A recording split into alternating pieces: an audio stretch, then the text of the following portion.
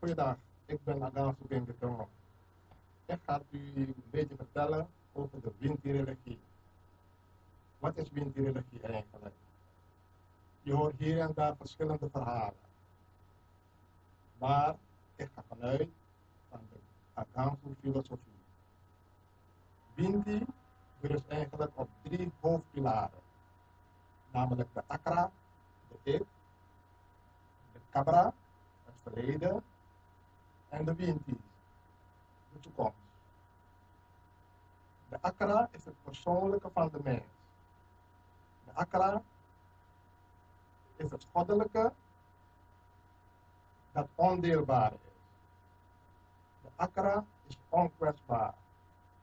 De Akra komt rechtstreeks van de schepper Anana Kijama Kijampo en de Akra keert rechtstreeks terug naar Anana Kijama Kijampo nadat de mens is komen te overlijden.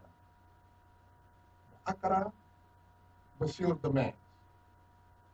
Naast de Akra heb je de Jeje. In tegenstelling tot de Akra is de Jeje wel aardsgebonden.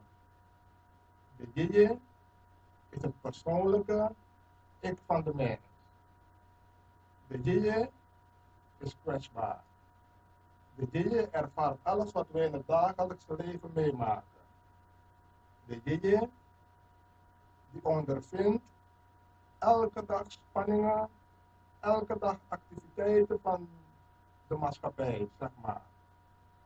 Als iemand u beledigt, dan is het uw Jeje die beledigd is. Prijst iemand u, dan is het de Jeje die geprezen wordt. De Jeje is het meest persoonlijke van de mens. Maar wat is de Jeje precies?